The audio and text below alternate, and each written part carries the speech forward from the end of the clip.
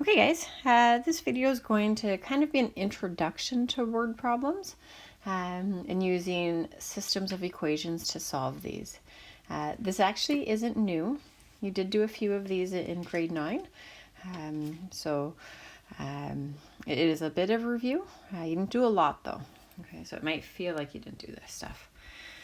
Before we do this though, when you're solving your word problems, you get to solve them using any method, right? So if you want to graph them, you can. Oftentimes not efficient because setting up the scale and trying to see the exact POI is pretty difficult.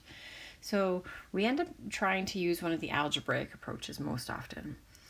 Here's two systems. Right, I'll call this like the red one and this the purple one. Okay, so you have those two systems. If you got to choose whether to use substitution or elimination, what would you pick for the red one? Would you want to do substitution or would you want to do elimination? To answer this question, you want to think back to the equations and think, what would you need to do if you were going to do substitution? If you're going to do substitution, you want an isolated variable, right? Here you have a y equals equation already. So if I had a choice on how to solve this one, I would do substitution. And I would take that 2x plus 8 and sub it into the y down below. Versus this purple system. If I look at this purple system, I don't have something isolated. In the first equation, in the top equation, I can't isolate x or y nicely. So I'm going to have fractions if I try to isolate the x from the 5x or the 3 from the 3y. In the bottom equation, I could maybe isolate this term. So I could move the 4y over, and then I could divide by 2 to get x by itself. So I could do a few steps on this question in order to do substitution, but instead, if you look at these terms, you've got your x's, your y's, your equals, and your numbers. You have all of those terms lined up. So on something like this one, I would probably do elimination. And all I would need to do is multiply the equations. So I could multiply the first equation by 2 to get 10x plus 6y equals 20. Multiply the second equation by 5, because now I will also have 10 x's in the second equation. All right. That being said, if you did look at the second system here in purple and you thought substitution was the way to go, you want to pick the method that you think is most efficient given that problem.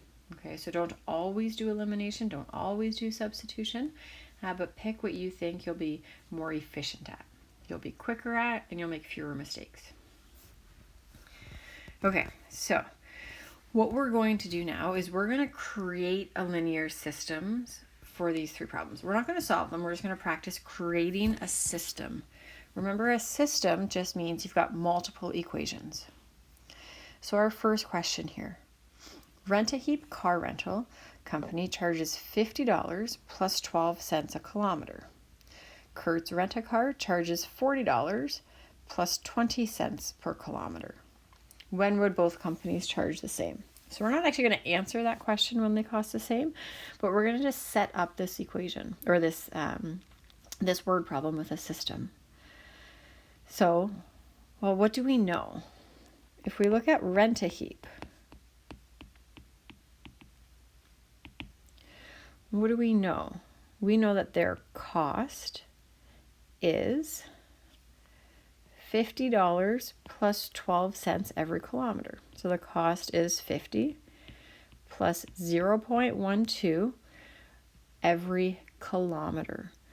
Don't put km, because in an equation that would say 0.12 times k and times m, only one letter for something. Okay, so there's an equation that represents the cost of renting a car at Rent-A-Heap. Can you think what the equation would be for Kurt's rent-a-car?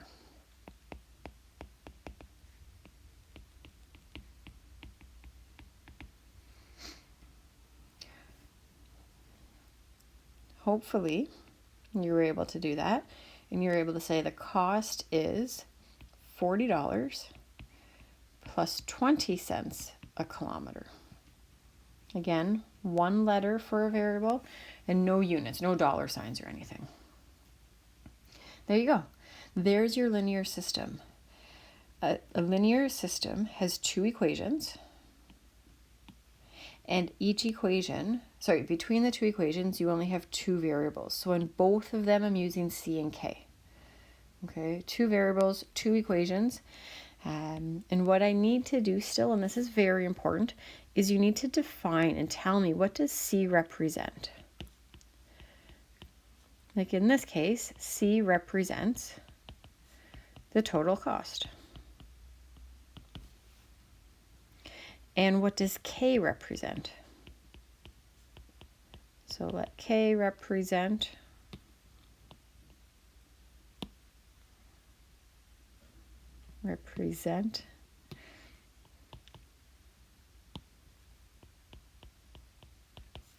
the number of kilometers.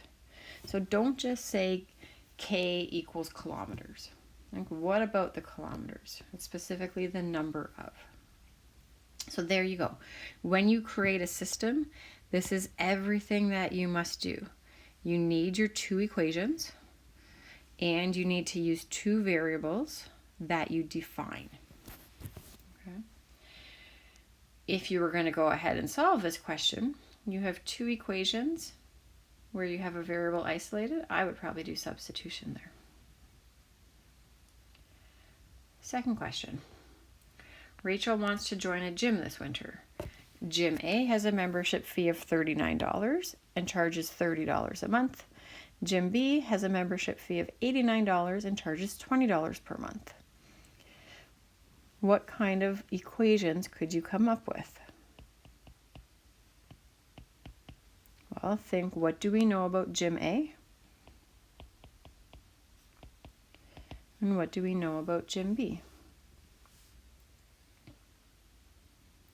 For A, we know that the cost is $39 to join plus $30 every month.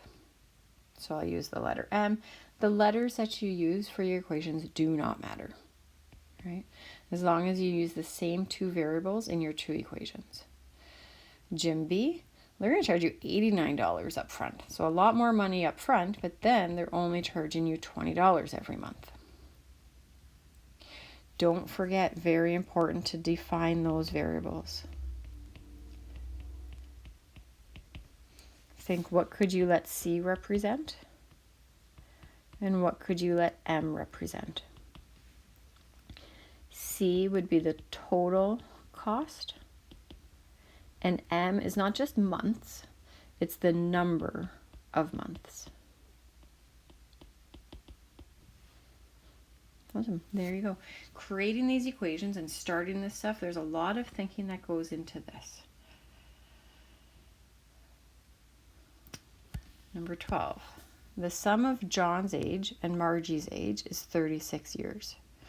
John is 4 years younger than Margie. How old are John and Margie? So if I want to create a system, you need two things. You need your equations, right? You need two of them, and you need to define your variables. It doesn't matter the order that you do this stuff in. Sometimes I come up with my equations first, sometimes I define the variables first. The variables in math are always the things you don't know. Here, what I don't know is John's age and Margie's age. So I could define the variables right away. What I don't know is J, that can represent John's age.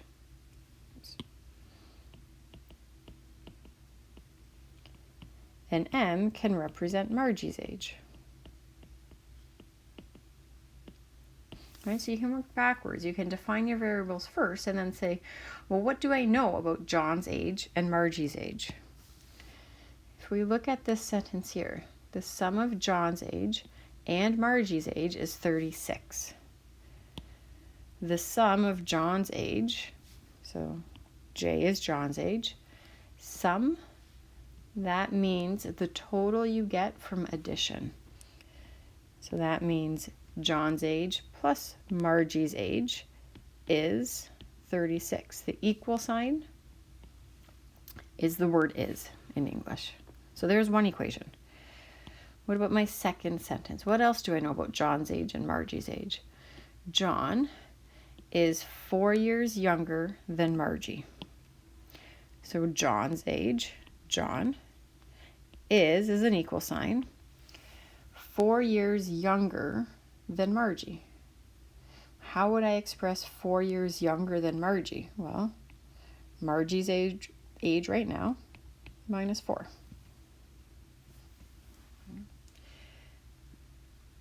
So that is our first step with word problems, is coming up with the variables and the equations. And then we will do solving. So we're going to do 2 questions where we will solve them. First question talks about the Tragically Hip held a concert to help raise funds for local children's charities in their hometown of Kingston, Ontario. A total of 27,000 people attended. I'm just going to underline that because I think that's a key piece of information. The tickets were $8.50 for students and $12.50 per adult. I think that's important. The concert took in a total of $162,050. I think that's important. If you notice, I underlined in purple and in green. I did that intentionally. And when we come up with the equations, you'll see. What I want to find out is, with that information they gave me, how many adults went to the concert? Okay, you need to define variables and create equations in either order, whichever order you find easiest. What I don't know is my variables. So I'm going to actually do that first here. My variables. What I don't know is how many adults went to the concert. That's what the question's asking me for. So I'm going to say let A represent the number of adults at the concert. What else don't I know? It's not asking me to find it, but we don't know how many students went to the concert. So I can use a variable, the letter S, to show the number of students at the concert. Okay. So those are the things I don't know. Now, what is it that I do know? What do I know about the number of adults at the concert and the number of students at the concert? Well, if you look at what I underlined in purple, I know that the total number of people that went was 15,000 people. So that means the number of adults at the concert, which is the variable A, plus the number of students at the concert, variable S, is 15,000. Okay. So that's one thing that I know about my unknowns. The other things, and I underline these in green, these all have a money value, because that purple equation represents the number of tickets, right? A is a number of tickets, S is the number of tickets, 15,000 tickets. What I want now is an equation that represents the money.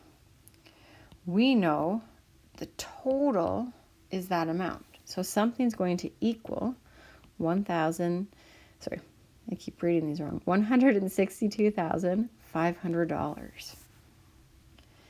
What I don't know is how much of that $162,500 came from the adult ticket sales and how much came from the student ticket sales. But what I do know is each adult ticket got $12.50. So if I take $12.50 and multiply it by the number of adult tickets I got, that tells me the money from adults. So I can put that into my equation.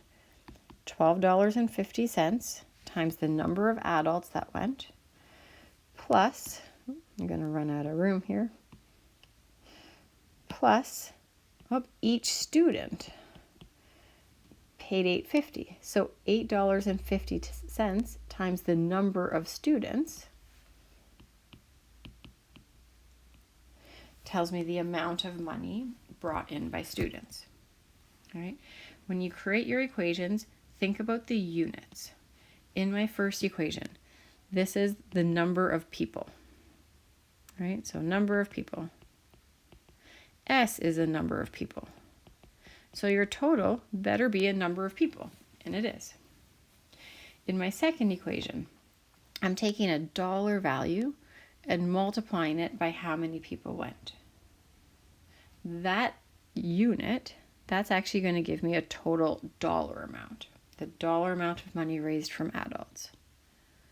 This is here the total money raised by selling student tickets.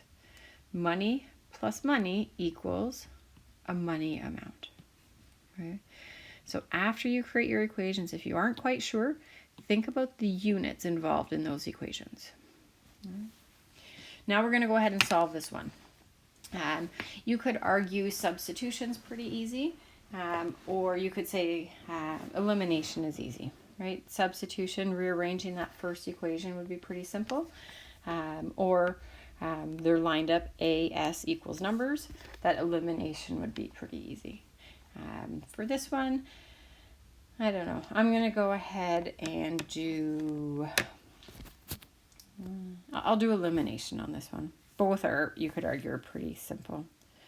To do elimination, I'm going to take my first equation and multiply everything by 1250.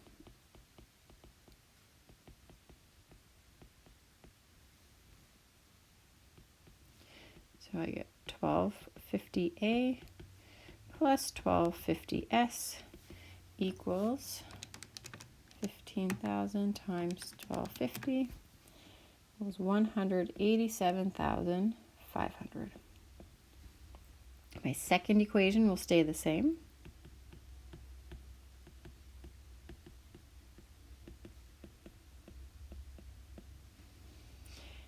I'll line this up. And now to eliminate, all you want to do is think, do I need to add or subtract? Here I'm going to have to subtract these guys. So I'm subtracting all of my terms. 1250A minus 1250A is nothing. It's 0. 1250S minus 450S leaves me with 4 S's. 187,500 minus 162,500 is 25,000.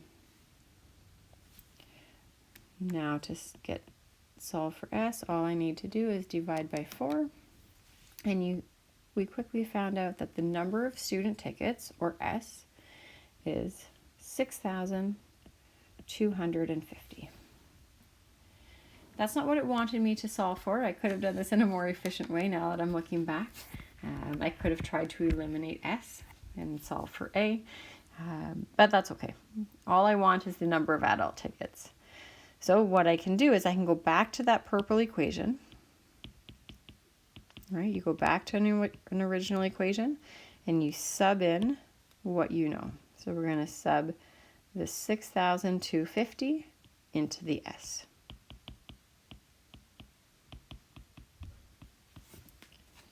And then all you want to do is bring it over and subtract it. You get A equals 8,750. With a word problem, you always want a word answer. And only answer what it's asking for. So don't tell me the number of student tickets, because it wasn't asking that. It wants to know how many adults went to the concert. So we just found out, therefore, 8,750 adults went to the concert.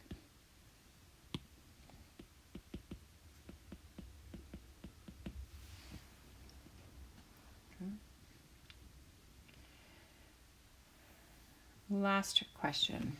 The startup cost for a business is $450 plus $5 per item sold.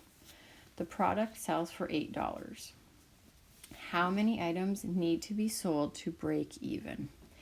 This is a unique one. You could solve this with a single equation, but I'm going to do it with two equations. I'm going to have one equation that looks at the revenue. Revenue is money coming in. And then I'm going to have a second equation that looks at the expenses. Expenses is money going out, right? You can think of it as your costs. Okay, so what do I know about the money coming in? Let me try to color code these. What do I know about the money coming in? If I look through this equation, I know that they're going to get $8 for every product sold. Okay, so I could do something like this. The revenue is $8 for every item. Okay. What do I know then about the expenses or their costs? I know their costs are $450 plus $5 an item. So I might create an equation that says the cost is $450 plus $5 an item. The problem here, I have three variables. I have an R, a C, and X's. What you need to make sure is that you have two equations with two variables, two unknowns. So I can't use those guys. All I'm going to use then is the variable Y. When I define these, Y, all Y represents is money. Right? How many dollars? X represents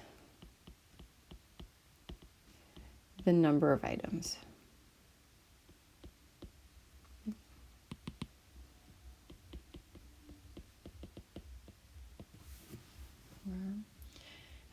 So the money, like in the purple equation, it's the money coming in. In the orange equation, it's the money going out. Okay. When we're looking at the term break even, that's when you're not making any money, you're not losing any money. You break even when your revenue, the money coming in, equals the money going out. Okay. So really we're finding a point of intersection here. And we'll see break even come up again in quadratics. Okay, so how many items need to be sold to break even? Looking at these equations, here I'm definitely going to do substitution. I'm going to bring that 8x, sub it into the second equation. So I'll have 8x equals 450 plus 5x's. Now when you go through and solve this, bring over the 5x's. So we get 3x's equals 450, divide by 3. X is 150. The question was asking how many items. X represents the number of items. So I'm done. I don't need to go back and solve for Y. I'm all done. I can answer the question and say, therefore, 150 items must be sold to break even. All done. Okay. Thinking through creating these equations, that's going to be the harder part. We've been doing substitution and elimination for a bit. So take your time when you're coming up with those equations. Underline the pieces from the equations that you think are important. Highlight the stuff. And hopefully as you work through these, they get easier because you'll see patterns repeating.